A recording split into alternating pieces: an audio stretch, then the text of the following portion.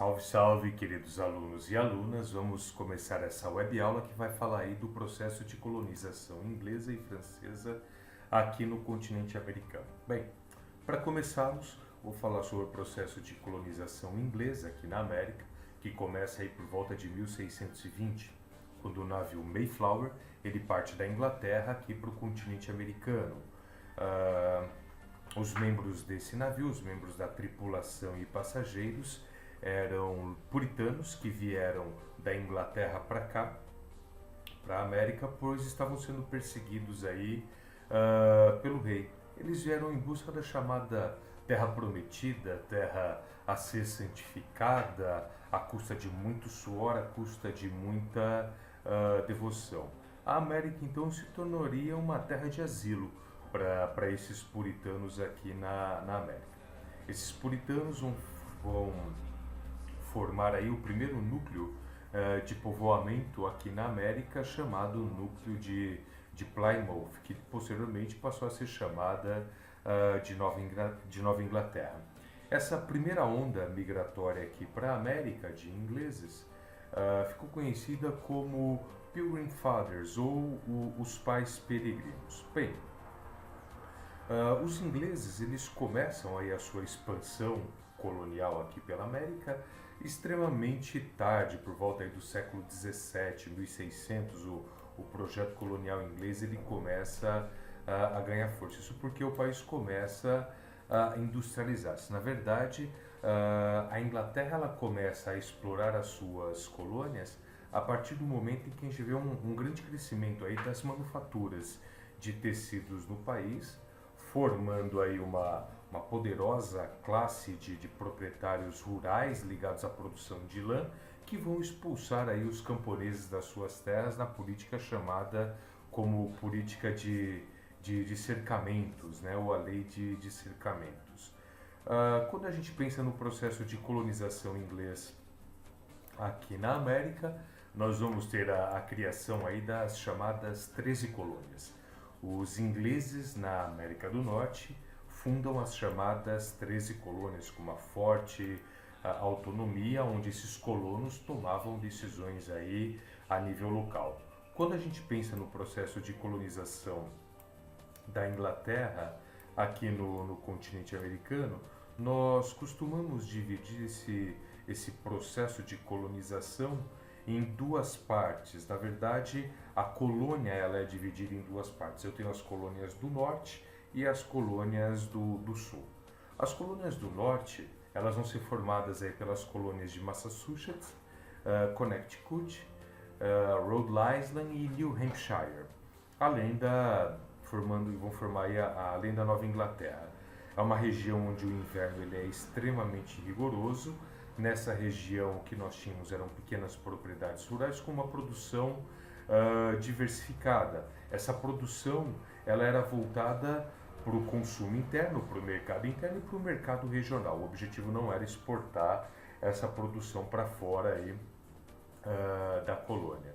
Com relação à pecuária, nós vamos ter aí a criação de gado bovino e de ovinos, de ovelhas. Nós vamos ter a indústria de pesca ganhando força e as serrarias, que tinham grande força também aí nas colônias do norte. Nós vamos ter também um desenvolvimento de uma mão de obra altamente especializada aí nas colônias do norte. Nós vamos ter, relacionado ainda às colônias do norte, o chamado comércio triangular, onde nós vamos ter aí os ingleses, ou os colonos ingleses, né, produzindo rum na Nova América, na Nova Inglaterra, desculpa, na América do Norte. Esse rum ele era enviado para a África, onde ele era trocado por escravos. Esses escravos eles eram levados para as possessões inglesas na América Central, Cuba, Haiti, onde esses escravos produziam cana-de-açúcar. A cana-de-açúcar, o melaço da cana-de-açúcar era enviado aí para a América do Norte, para a Nova Inglaterra, onde se produzia mais rum, o rum enviado para a África, os escravos africanos enviados para a América Central, e assim você tinha esse círculo, né? Esse comércio triangular que rendeu um lucro muito grande para os colonos ingleses aqui na América. Com relação às colônias do sul, nós vamos ter aí as colônias meridionais da Virgínia, Carolina do Norte, Carolina do Sul, Maryland e Geórgia. A economia era uma economia de exportação nos modelos, aí, nos moldes mercantilistas, por conta das planícies extensas, os rios navegáveis, um clima subtropical, um clima mais quente e um solo extremamente fértil, adotou o sistema agrícola de plantation, onde você tem aí a plantação de uma única cultura, normalmente tabaco ou algodão, e onde a grande parte dessa produção ela era vendida aí para fora da colônia, principalmente a maior parte dessa produção ela ia para a Europa.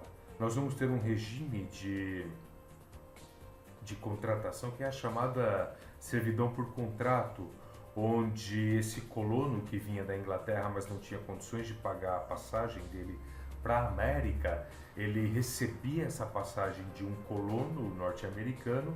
O colono norte-americano bancava a passagem desse imigrante. Quando ele chegava, ele ia trabalhar nas propriedades desse colono por um período de 7 a 9 anos aproximadamente. Nós vamos ter também as chamadas colônias do centro, né? Além das colônias do norte e as colônias do sul, as colônias do centro ou colônias centrais, formada aí por holandeses, franceses, alemães e também suecos, onde nós vamos ter aí as colônias de Nova York, Nova Jersey, Pensilvânia e Delaware. O que a gente pode observar aí nas colônias centrais é o grande dinamismo da Nova Inglaterra com a tolerância religiosa. Havia uma tolerância religiosa muito grande com relação às atividades econômicas, mercantis. O que predominava era a policultura, ou a plantação de vários produtos agrícolas e a criação de gado. Além disso, havia uma atividade manufatureira, você tinha a produção de produtos semi-industrializados aí nessa região, onde essa produção era vendida para o mercado aí de âmbito local e de âmbito regional. Com relação ao processo aí de independência, com relação ao processo de colonização, o que nós vamos ter é uma grande autonomia política dessa colônia frente à Inglaterra, o chamado autogoverno. Cada colônia tinha o seu próprio governador, que era nomeado pela coroa inglesa, que podia ser nomeado pela coroa inglesa, e como era costume no sul, esse governador ele era eleito. Nós vamos ter a chamada Câmara Alta, um conselho ou Câmara Alta, que era formada aí pelos segmentos dos homens mais influentes, mais ricos, e era um órgão de apoio aí e assessoramento do governador. Nós vamos ter a criação das câmaras legislativas, onde se legisla, onde se cria as leis aí. Em comparação com o Brasil, as nossas câmaras legislativas são as câmaras municipais, formadas pelos vereadores. Eu tenho as câmaras legislativas estaduais aqui, formadas pelos deputados estaduais, e o Congresso Nacional, isso no Brasil, onde nós vamos ter os deputados federais e os senadores. Na Inglaterra, ou melhor, aqui na América, colonizada aí pelos ingleses, nós vamos ter essas câmaras legislativas formadas pelos homens livres ou gentes de bem, que eram donos de terras aí ou homens que tinham uma renda significativa. Eram eles os responsáveis por elaborar as leis e fixar aí os tributos, os valores dos tributos. Além da colonização inglesa, nós vamos ter aqui na América a colonização francesa, que ficou restrita aí a pequenos territórios no meio dos territórios que eram controlados pelos espanhóis aqui na América. No Brasil, nós tivemos a criação da França Antártica. Olha que interessante isso. No nosso território, onde hoje nós temos aí a chamada Baixada Fluminense, no Rio de Janeiro, em 1555, os franceses fundaram aí a França Antártica, que foi um refúgio para os calvinistas franceses que estavam sendo perseguidos aí pelos católicos na França. Nós vamos ter também um processo, um início de colonização francesa entre 1612 e 1615, ou uma tentativa de colonização francesa entre 1612 e 1615 aqui no Brasil, onde hoje nós temos o atual estado do Maranhão. Mas a ocupação efetiva francesa aqui na América aconteceu em parte das Guianas, onde nós temos aí a Guiana Francesa, ainda hoje, que é um território pertencente à França, e na região ali das Antilhas, na América Central. Na América do Norte, os franceses vão fundar a colônia de Quebec, hoje atual Canadá, no século XVII. Em 1680, os franceses também vão controlar territórios da Louisiana e a cidade de Nova Orleans aí nos Estados Unidos. Esses franceses que vieram para a América vão se dedicar basicamente à caça, pesca e à extração aí de madeira. Com a Guerra dos Sete Anos, travada entre ingleses e franceses na Europa, em 1759 os ingleses vão conquistar Quebec, passam a controlar Quebec, que estava sob domínio francês. Em 1763, com o fim do conflito entre os britânicos e os colonos franceses em Quebec, nós vamos ter a assinatura do Tratado de Paris, que vai determinar a entrega do Canadá e de parte das Antilhas francesas para a coroa inglesa. A região leste do rio Mississippi também passaria a fazer parte do Império Colonial Inglês.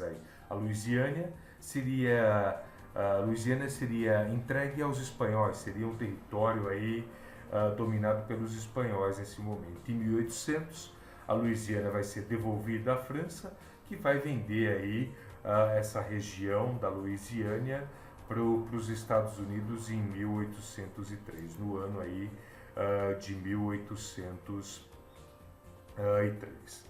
Bem, queridos alunos e alunas, eu termino essa web aula por aqui. Estudem e estudem!